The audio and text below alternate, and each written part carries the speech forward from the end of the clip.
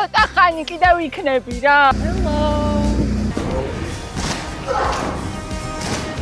ეს არ მაგრდება არაფერზე? თუ დაამაგრე რითი უნდა მოусვა. ამკადრებს მე ჩამისვა მე და არ მაწყობდა. სანდრო მინდა რომ თავი დაგვანებოს და ეს ჩამისვით. ეგ ფრაზა გუშინ სახში ამოიწერე? არა, ეს. მედია დღევანდელი გადაღების ბოლოს აი ამ წყალში არ აღმოჩნდები. დღევანდელი ჩვენი გმირი, მსოფლიოს 2 გზის და ევროპის 3 გზის ჩემპიონი 18 წყალმძელთა შორის ნიჩბოსნობაში ყოველდღე წყალზე წერს საკუთარ ისტორიას. წავედით გავიცნოთ ალექსანდრე წივწივაძე.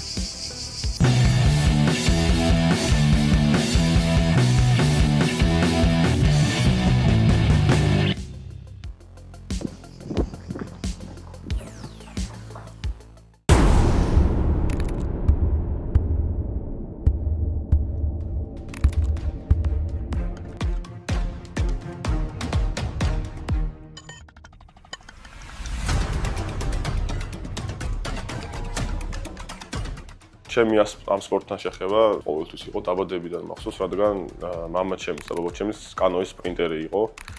ორივე ამ სპორტში მოღვაწეობდა თავის თელი სიცოცხლე. ასე რომ ძალიან ხშირად ხედავდი ნავებს როგორ ვარჩევდნენ სპორტსმენები და მეც მქონდა ბავშვური სურვილი რომ ყოველთვის მეცადა და გავსულიყავი როგორც ჩემს ნებისმიერ ბავშვს ექნებოდა. იმიტომ რომ ლამაზი სპორტი არის, ლამაზი სანახავი არის და საინტერესო არის რაც თავარია. თავიდან ბაბუა ჩემს შემიყვანა 10 წლის ასაკში და აქედან დაიწყო ყველაფერი. ბავშვობის ასაკში რომელი იყო ყველაზე ისეთი მიღწევა, რომელმაც უკვე დაგარწმუნა, რომ შენ ნამდვილად მოგწონს ის, რაც ოჯახიდან გამომდინარე დაიწყე. თვითონ გამარჯვების განცდა მომეწონა ყველაზე მეტად რა. და უკვე მანდ გაიაზრე, რომ რეალურად საბოლოოდ ეს იყო, რასაც გააკეთებდი მთელი ცხოვრება. ხო, იმიტომ რომ ხედავდი, რომ რაღაცა ცოტა სხვანაირად მარტივად გამომდიოდა ეს სპორტი და რაღაცა მაგას რო შეიგრძნოთ, მე ხვდები, რომ შენთვის უფრო საინტერესოც იქნება ეს გზა რო გაიარო. კარგი და როგორ გრძელდება შემდეგ? ანუ უკვე მსოფლიომდე, პირველი მსოფლიო იყო თუ ევროპა იყო? თუ გინდა ძალიან ადრიდან დავიწყებ. დავიწყოთ ძალიან. იმიტომ რომ ყველა ისტორია ძალიან მაგარი. პირველად ალბათ 13 წლის ასაკში, ოღონდ საქართველოს ჩემპიონატი იყო. იყო აბსოლუტური ასაკი, სადაც 200 მეტრიან, არა 500 მეტრიან დისტანციაზე დავიკავე პირველი ადგილი. ამ შეჯიბრზე საერთოდ არავინ არ მოელოდა რომ საერთოდ მედალს ავიღებდი, არც ჩემი მწვრთნელი, ანუ მამა ჩემი, არც გუნდი, იმიტომ რომ შედარებით პატარა ასაკები ვიყავით და ჩამოჩენილები ვიყავით სიჩქარით. თუმცა როცა გავიმარჯვე, ეს იყო პირველი ემოცია, სადაც რო ამოვიდი, ისე შემომეგებდნენ რაღაცა თითქოს უკვე რაღაცა ისეთი გავაკეთე, რასაც არ ელოდნენ და რაღაცნაირად სხვანაირად მიყურებდნენ და ეგ ძალიან მომეწონა გამარჯვების გრძნობას, რომ ეს დაემატა ხალხის ესეთი პატივისცემა, ეს ძალიან მომეწონა. შემდეგ იყო ოლიმპიური იმედები, ეს არის ერთ-ერთი ყველაზე რთული შეჯიბრი 15, 16 და 17 წლამდელთა ასაკის ბავშვებს შორის, რადგან სოფლიოდან ყველა სპორტსმენი აქ არის ჩამოსული და ჩათვალე პატარები სოფლიო ჩემპიონატია, ну ეგრევე ძახით ხოლმე. და მაგ დროს რამდენი წლის ხარ? პირველ როცა გავიდი ვიყავით 15 წლის ამ შეჯიბრზე ოლიმპიური იმედებზე და შევძლე გამარჯვებინა სამივე დისტანციაზე 1000-ს, 500-ს და 200-ს. და ესეთი რაღაცები ძალიან იშვიათად ხდება. არც ვიცი ოლიმპიურ იმედებზე მოხდა რა თუ არა, იმიტომ რომ ზოგადად ირჩევენ ხოლმე ერთთან მაქსიმუმ 2 დისტანციას და უფრო ამას დადიან ხოლმე. სპორტსმენს რო სამივე დისტანციაზე გამარჯვებს, ეს ძალიან იშვიათია, თან ძალიან ესეთი დიდი მანძილით მოვიგე სამივე დისტანცია. აქედან რა თქმა უნდა, ეხლა ნაკრებმა შემომჩნია, ამიყვანეს ნაკრებში, წამიყვანეს ევროპის ჩემპიონატზე და 15 წელს ასაკში ევროპის ჩემპიონატზე 18 წლამდელებში პირველად გავედი მე-5 ადგილზე, 0.5 რაღაცა ძალიან ცოტა დამოკიდა, რომ медали ამიღო მე-3 ადგილთან შედარებით. და მახსოვს ძალიან მაგრად მეწყინა, იმას ვერ ვანალიზებდი, რომ ძალიან პატარა ასაკში რეალურად სხვა ასაკთან ამ დონის შეჯიბრზე ამ ხელა შედეგი დავდი. ხო, ანუ რეალურად შენ იყავი პატარა, ხო 18 წლამდესთვის? კი, 15 წლის ვიყავი და გავდივდი 18 წლამდელთა ევროპის ჩემპიონატზე. ნუ 3 წელი დიდები. ხო, მე ყველაზე პატარა ვიყავი. და რეალურად ძალიან მაგარი შედეგი დავდე. ამის მერე 16 წელს ასაკის სამწუხაროდ გამოვტოვე კორონის გამო, ყველაფერი ჩაიშალა, ყველა შეჯიბრი 17 ასაკისაც მომიწია. ევროპის ჩემპიონატზე გასვლა და იქ უკვე გავიმარჯვე 3 დისტანცია. როგორი არის ხოლმე რეალურად ერთი ვარჯიში რომ აყურებელს მოვუყვეთ, აი რას მოიცავს? ეხა იმ ადამიანებს მაგალითად ვისთვისაც აი აბსოლუტურად ეხა ისევე როგორც ჩემთვის პირველად ვარ და პირველად უყურებ მსგავს ამბავს და ანუ არ ვიცი როგორ შეიძლება ემზადებოდე, როგორ შეიძლება ვარჯიშობდე. ზოგადად ვარჯიშების კუთხით კანონის პრინს აბსოლუტურად ყველაფერი იჭირდება, ძალის მხრივ ჩვენ არ გვაქვს რაღაცა შეზღუდვა, პირიქით, რაც უფრო ძლიერი ვიყოთ, მით უფრო კარგი არის ჩვენთვის. ასევე გამძლეობა, ანუ სირბილით ძალიან ბევრი გვჭირდება. რაღაცნაირი ისეთი სპორტი არის, ყველაფერს მოითხოვს. სამთრის პერიოდში არის ხოლმე ყველაზე რთული ვარჯიშები, ხანგრძლივობითაც ყველაზე დიდი დრო სამთრის ვარჯიშებს მიაქვს ხოლმე, კილომეტრაჟს დავდივართ ხოლმე მიახლოებით 20-30 კილომეტრს დღეში. მე არის ფიზიკური ვარჯიშები 2 და 3 საათი ალბათ. აზიდვა, ხან შტანგა, ხან ტურნიკი, ძალიან ბევრი ვარჯიში არის მოგეთ. ძლიერი ათლეტების ყველა ის გჭირდება კომპონენტი. რეალურად ალბათ აიარსებებს ის მითი, რომ თითქოს და მარტო ხელებზეა დამოკიდებული ძალიან ბევრი რაღაც, რაც დარწმუნებული ვარ იქნება მითი და ცდარი ამბავი. რა თქმა უნდა, ორივეში და ჩართულია მთელი სხეული. მთელი სხეული, მით სხვადასხვა ხელებზე მეტად ზურგი და ეს ქორნაწილი არის ჩართული. თუმცა ალბათ ამბობ რომ ფეხები არ არის ჩართული, მაგრამ ეს აბსურდი არის. ფეხებს ძალიან დიდი მნიშვნელობა აქვს, მით უმეტეს კანონის. იმიტომ რომ ამაზე დგახარ, ამაზე მოძრაობ, ამაზე არის ბალანსი დამოკიდებული და შენი სიმყარე არის შენ ფეხებზე, მოკლედ ვთქვათ, ამას აქვს დავალებული. და თუ სიმყარე არ გიქნება, ხელებით ვერ გამოწევ ისე ძლიერ.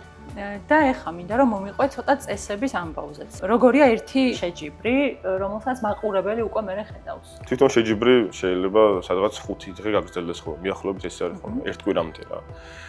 სხვადასხვა დისციპლინები არის ერთიანები, ორიანები, ოთხიანები, გოგოები, ბიჭები, მიქსებიც არის, ორიანები, ან გოგო და ბიჭი ერთნავში ზის. ეგეთი დისციპლინაც არსებობს. 5 დღე გრძელდება მიახლოებით, ერთ სპორტსმენს აქვს მინიმუმ ერთი დისტანცია რა თქმა უნდა, მაქსიმუმ რამდენიც უნდა იმაზე შეუძლია, ოღონდ ერთ სახეობაზე. არის ზოლები, დგება 9-ნავი. ოღონდ 9-ნავი დგება კონკრეტულ იმაზე, გასვლაზე. თუ რეალურად მიახლოებით ყოველთვის 40-50 მოწინააღმდეგე მაინც ყავს ხოლმე ერთ ადამიანს. ანუ და რეალურად დროის შეზღუდვა არ არსებობს? არა. სიჩქარეზე რა თქმა უნდა, ვინც პირველი შევა ფინიშის ხაზთან, ის გაიმარჯვებს. ყოფილა შემთხვევები რომ ოღონდ ძალიან იშვიათია რომ ორი ადამიანი შეცვლა ზუსტად ერთ და იგივე დროში და მეასეთში და ორი პირველის მიუციეთ. როგორ დაიწყება პირველ წამებს მნიშვნელობა აქვს თუ არასწორად ვიცი? არა, მნიშვნელობა ყველაფერს აქვს, ყველა მომენტს აქვს რა თქმა უნდა. იცი როგორ ყველა დისტანცია არის განსხვავებული ძალიან 1000 მეტრიანი და 200 მეტრიანი რო შეადარო, საერთოდ სხვადასხვა ვარჯიშს, სხვადასხვა ძალის კომპონენტებს მოითხოვს. არის 1000 მეტრიანი გამძლეობა და ტექნიკა და სტაბილურობა, 200 მეტრიანი არის აფეთქება. აი, რასაც იცახი 200 მეტრიანზე უფრო მნიშვნელოვანი არის, რადგან არის მოკლე დისტანცია, აქ შეცდომების დაშვება უფრო არ ივარგებს, იმიტომ რომ დრო ცოტაა, თუ სტარტი სიტყვაზე ვერ გამოხვედის როგორც საჭიროა, ძალიან ბევრი ძალის ხმა მოგიწევს, რომ ეს ამოვიდა. 1000 მეტრიანს ეგრე არ უნდა, იმიტომ რომ დიდი დისტანცია არის და რომ რაღაცა შეგეშალოს, მაინც გახდება რომ გამოვასწრო. ეხლა უცებ მინდა რომ აჩვენო რომელია აქედან შენი. კონკრეტულად ლოგიკურად წივწივაძე ალექსანდრე. ლოგიკურად ხო, თუმცა არა კონკრეტულად ჩემი ნავი არის. ეს ამჟამად ამ ნავზე ვარჯიშობ. თუმცა ეს ნავიც და ეს ნავიც რეალურად ჩემი იყო, უბრალოდ სხვადასხვა ასაკებში ვყავდა ეს. აი ეს პერიოდია ოლიმპიური მედების პერიოდია, ეს ევროპის ჩემპიონატის პერიოდია, ну ეს ახლანდელი პერიოდია და ეხა კიდე ერთი ეს არის კანოე, ხო? კი ბატონო. ეს არის კაიაკი. აქ ზიხარ ორივე მხრიდან უსვავ, ნიჩაბს. აქ ხარ მუხზე დგახარ და ერთ მხრიდან უსვავ ნიჩაბს და ამას სხვადასხვა კანოეს და კაიაკს არ აქვს უფლება რომ ერთ დისტანციაზე დადგნენ, იმიტომ რომ რეალურად ეს ნავი ისედაც ჩქარი არის ამ ნავზე და სხვადასხვა დისციპლინა მაგიტომაც არის. სანდრო, წამო რა უნდა ვიფრინო წყალზე. ეს ახლა ისთვის არის ალექს. ხო, ნახე ეს არის კანოის დისციპლინა. აქ მუხზე ზიხარ. ეს არის ბალიში, ეგრე ქვია იდეაში, რომ მუხლი არ გეტკნოს, აქტებ. მუხს უკანა ფეხი აქიდება, ეგრევე სახე წინა ფეხი წინ. ეს არის პედალი, ამაზე აწვევი უკანა ფეხს რა. არა, აქ ბალანსი არის ძალიან რთული. და შენთვის არის ის ნავი.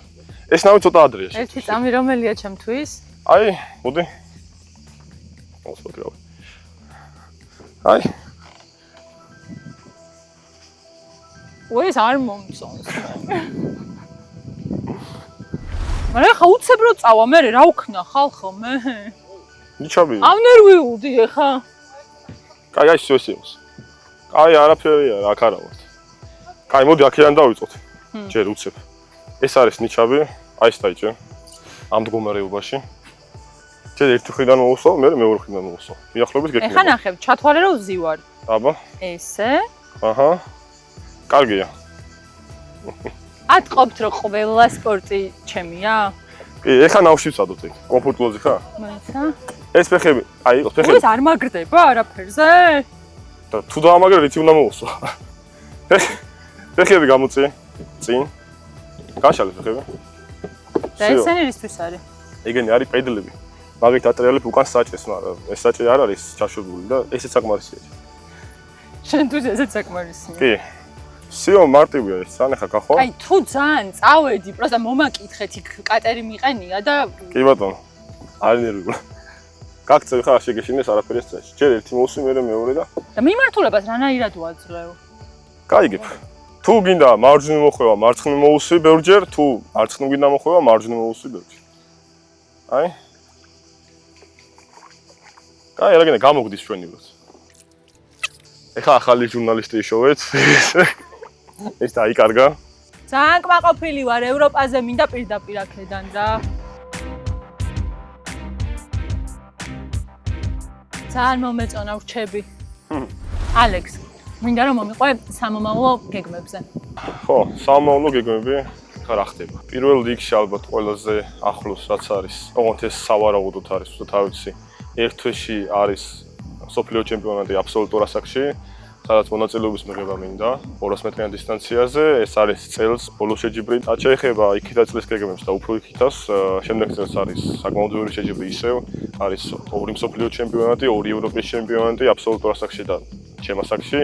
ასევე არის სოფლიო თასები, სამი სოფლიო თასი იქნება. იმედი მაქვს, რომ მედლებს ავიღებ და ფინალებში მაინც ვიქნები, რადგან სოფლიო თასებზე და ჩემპიონატებზეც არის ქულების სისტემა დაწყებული ოლიმპიური ლიცენზიისთვის. უნდა შეაგროვო ყველა შეჯიბრიდან რაღაცა გარკვეული რაოდენობის ქულები და თუ მოხდი პირველ ხუთეულში ლიცენზიას მოგცემი. ახლა ჯერჯერობით ვარ მე-10 ადგილას, თუმცა ისიც მინდა ვთქვა, რომ ალბათ 2-3 თვის წინ მიახლოებით 52 ადგილას ვიყავი და სულ რაღაც ორ თვეში მე-10 ადგილზე გადმოვინაცვლე.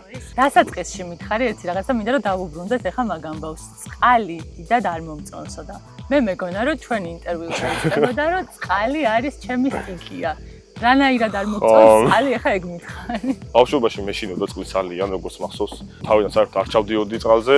შემდეგ როცა ნიჩვოსნობა კანოის პრინცზე მაინც შემომიყვანეს, დავდიოდი მხოლოდ ორ ადგილიან ნავში, მაგრამ მარტო საზდომის ძალიან მეშინოდა და წყალში გადავარდნით. რაღაცა შიში მაინც მქონდა ხოლმე ყოველთვის. რა, ეხა შიში აღარ მაქვს, მაგრამ დიდად რო გითხრა გაგიჟებული ვარ წყალზე მეთქი.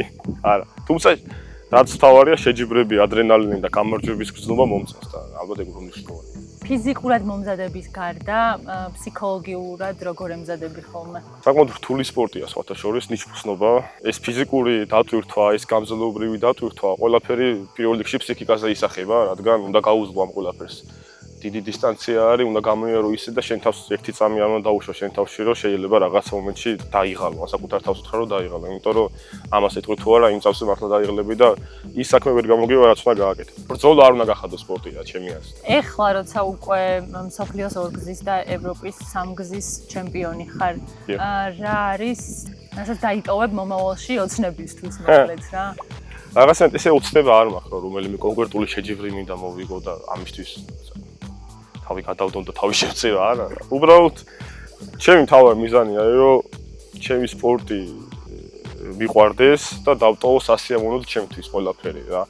ამას მე რა მედალს მოიტანს და რა შედეგს მოიტანს მაგის მიხედვით რა. ესე მირჩევნია, ვიდრე რაღაცა თავის მოკლა და მე ზედმეტი რაღაცა ნერვიულობები არ მიყვარს. შვიდად და რაღაცნაირად ხიარულად შემენიჩემდი. კარგი და ბოლოს გაიხსენე, ბოლო წამები რო გქონდა და როცა იაზრებდი, რომ მორჩა, გახდი ჩემპიონი. ეგ რა თქმა უნდა ხშირად აი რა იმ მომენტში რას გრძნობდი, რას განიცდი? სულ ბოლოს ვცდილობ ხოლმე კონცენტრაცია არ დავკარგო და ადრე არ გამიხარდეს. ერთი თვის წინ მქონდა შეჯიბრი, სხვათა შორის ყველაზე მაღალი შედეგი ერთი თვის წინ დავაფიქსერე. სოფლიო თასზე მეორე ადგილი ავიღე აბსოლუტურ ასაკში. იქ მქონდა ალბათ აი ბოლო 10-15 მეტრი მომენტი, რომ ვიცოდე რომ ძალიან უნდა გამხარებოდა.